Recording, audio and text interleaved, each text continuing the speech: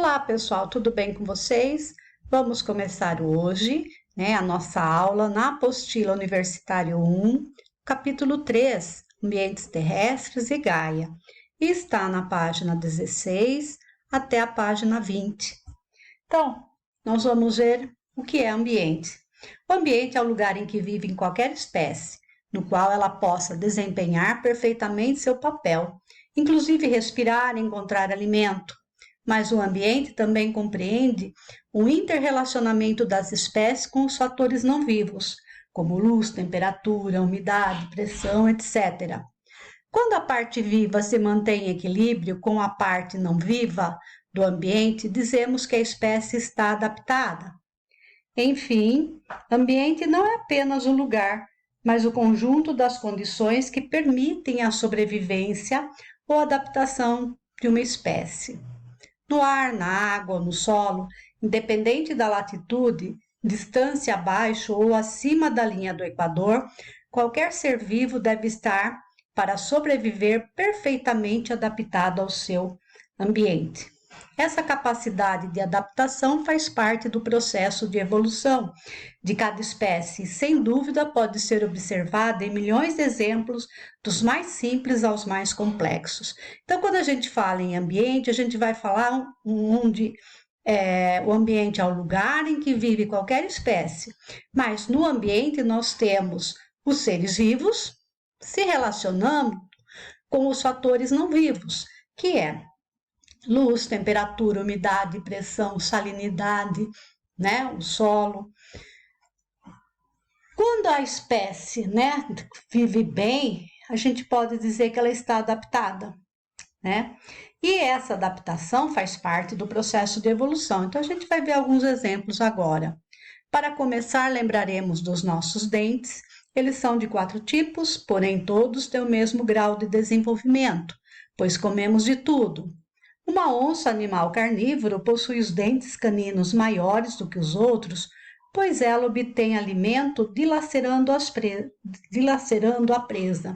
Então, a gente vê num animal carnívoro essas presas, os dentes, os caninos, a gente vê que é muito mais desenvolvido do que no nosso arcada dentária.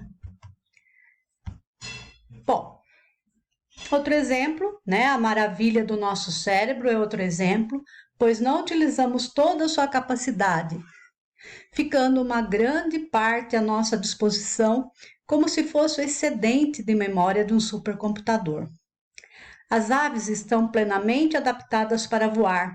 São leves, têm asas e músculos apropriados para movê-las, excelente visão e penas que recobrem o corpo e ajudam no voo, além de sua forma aerodinâmica, que é perfeita, Então, o corpo da ave. Da mesma forma do que os bons nadadores que têm uma forma hidrodinâmica, porque eles vivem na água, perfeita, apropriada para cortar a água como verdadeiros torpedos no deslocamento, como tubarões, golfinhos e muitos outros. Os animais aquáticos têm outras características importantes para a sua perfeita adaptação na água. Isso acontece também com os animais que vivem sob o forte calor do deserto, que quase não encontram água, mas também não excretam, quer dizer, não eliminam quase nada do seu preciosíssimo, do seu precioso líquido. Ou com animais que, para resistir ao frio intenso, têm muitos pelos e uma grossa camada de gordura. Então, aí, na nossa apostila, nós tivemos vários exemplos de adaptação.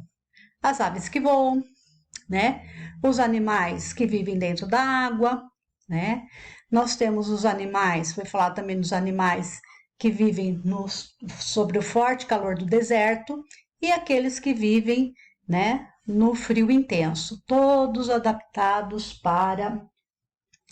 para sobreviver, Bom, na zona temperada do planeta, os vegetais caducifólios, que são aqueles que perdem suas folhas na época do inverno, uma vez que nessa época as quantidades de luz e calor são menores e a produção de açúcar pela planta também diminui ou cessa ou para.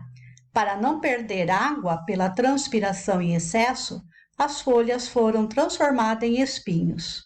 Então, a gente tem aí um caso, por exemplo, né, na região de seca. Então, a gente vai ver que vai ter muito, né, plantas que têm as folhas modificadas em espinhos para não perder água. No caso do deserto, né, nós temos os cactos, né, também que eles vão ter, né, para não perder água. Então, eles precisam, né, ter as folhas, eles têm as folhas transformadas em espinhos. Mas com luz abundante, as plantas são as folhas são largas para recebê-las, verdes, pois tem clorofila, a qual dá início à produção do alimento pela planta, um fenômeno chamado fotossíntese. Então, quando a gente vê lá na floresta amazônica, a gente vai ver que chove muito lá, né? Tem uma abundância de luz solar. Então, a gente vê muitas plantas com folhas largas. Por quê? Porque elas, né, têm bastante clorofila, elas podem realizar a fotossíntese, tem muita água, né, tem muita luz solar. Então, vamos lembrar o que é fotossíntese. No desenho aqui, tá? Tem um desenho aqui de uma planta, né? A planta precisa da luz solar, a parte das folhas verdes, né? Nas folhas, ela tem estruturas que vai retirar o gás carbônico da atmosfera. As raízes, elas vão, né, retirar do solo água e sais minerais e pelo processo chamado fotossíntese, né, em presença de luz, ela vai transformar todos esses elementos aqui, vai transformar em açúcar, que vai servir para as plantas poderem, né, sobreviver, e vai eliminar o oxigênio para o meio ambiente. Então, esse é o processo chamado fotossíntese. Aqui do lado tem uma borboleta, ela está adaptada ao ambiente, então, essa borboleta, quando ela pousa, né, ela abre as asas aqui, parece os olhos, né, de uma coruja. Então, ela assusta o predador, tá? Esse é um meio de adaptação. Os ambientes e a evolução. Poderíamos descrever milhares de exemplos de adaptações e depois procurar encontrar muitos outros. Basta lembrar que todos os organismos que conhecemos apenas se mantêm vivos porque estão adaptados aos ambientes em que vivem. Todas as formas de vida estão intimamente ligadas com o ambiente. Luz, temperatura, água, umidade do ar, gases atmosféricos, solo e muitos outros fatores que envolvem cada organismo ou cada espécie. Numa mesma espécie, a competição por alimento, espaço e os machos também competem pelas fêmeas. Na época da reprodução, as presas fogem de seus predadores e estes, por sua vez, poderiam servir de presas para outros predadores. Todos esses problemas que estão entre aspas, que não, na realidade não é um problema, né? Eles refletem a sobrevivência no ambiente, isto é, a luta pela sua existência, observada até entre os vegetais, como árvores de uma floresta que disputam espaço com as outras para receber mais luz. Uma espécie que foge ou se esconde dos predadores fica livre de parasitas, encontra alimento e resiste aos distúrbios do ambiente. Ela certamente venceu a luta pela existência e, uma vez adaptada ao ambiente, poderá se reproduzir, evitando sua extinção. Então, os seres vivos, né, eles lutam para sobreviver. E no processo de evolução, né, essa luta, vamos dizer assim, uma luta entre aspas, é constante. Então, eles sempre estão se adaptando para poder sobreviver. Bom, aqui embaixo, a hipótese de Gaia. Ambiente é o conjunto de fatores físicos de um lugar em que se adaptou uma espécie. Portanto, é aquilo, em ecologia, o estudo do meio, chamamos habitat. Então, o ambiente é o conjunto de fatores físicos. Luz, temperatura, salinidade, pressão, tá?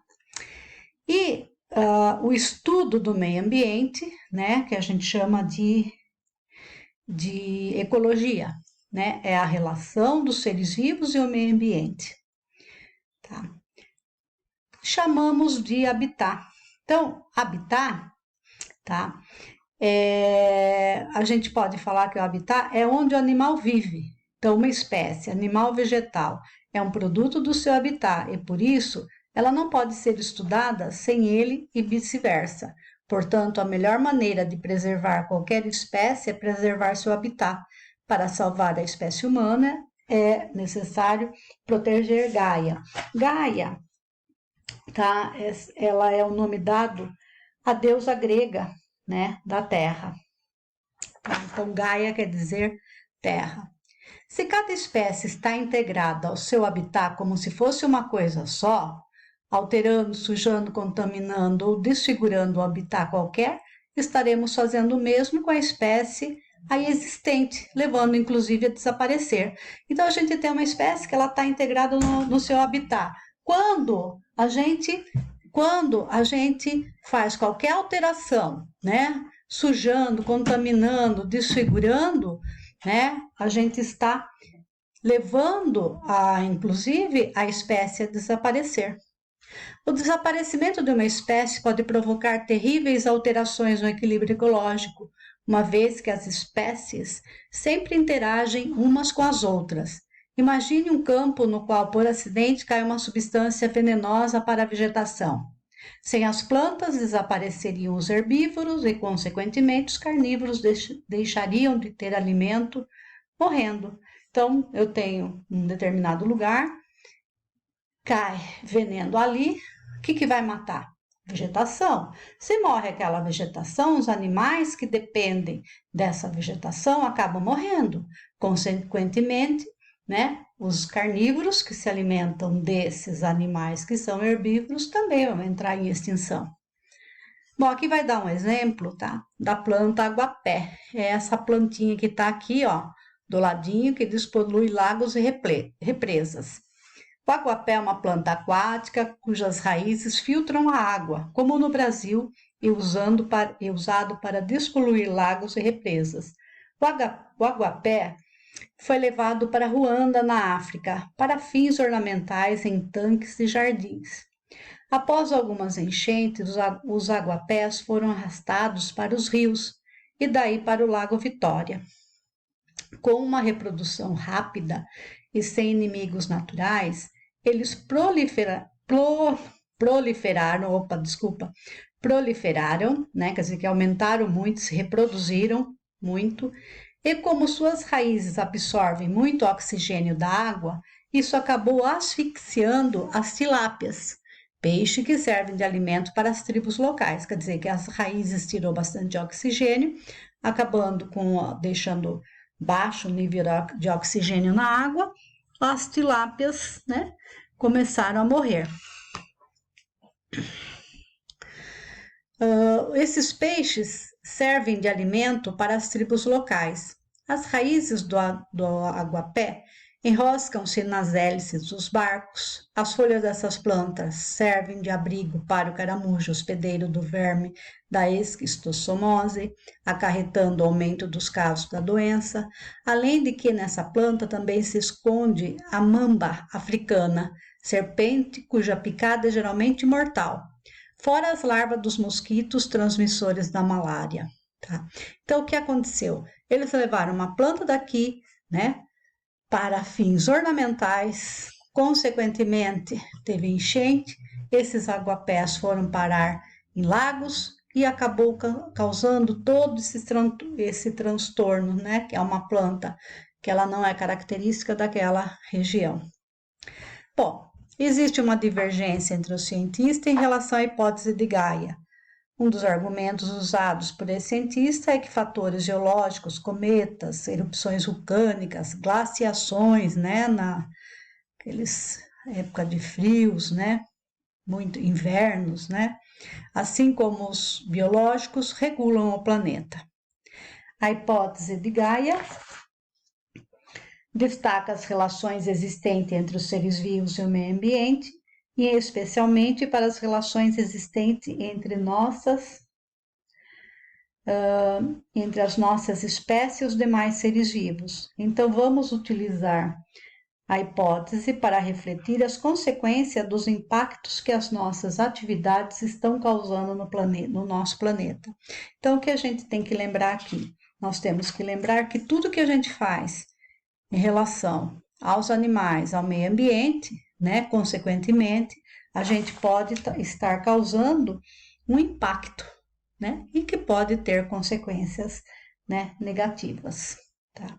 Bom, agora a gente vai para a próxima página, página 19. Vejam, pessoal, que vocês não têm que fazer todas as atividades, tá? É a atividade 2, a 3, a 4 e a número 5, tá? E eu vou deixar um recadinho no WhatsApp. Por quê? Porque eu seleciono as atividades que eu acho que vocês têm mais facilidade em fazer, tá? A atividade número 2 é para completar a frase a A e a B. A 3, vocês vão ver, né, esse enunciado e vão ver o fenômeno que está, né, relacionado a esse enunciado. A 4, associe de acordo com a vantagem adaptativa de cada uma das características descritas. Tá? Então, nós temos aqui a letra A, letra B, a letra C e a letra D. Então, evita ser identificado pelo seu predador. O que evita? A hibernação. Hibernação é um período que o animal ele vai ficar como se fosse dormindo. Então, vamos pensar no urso, né? O que ele faz, né?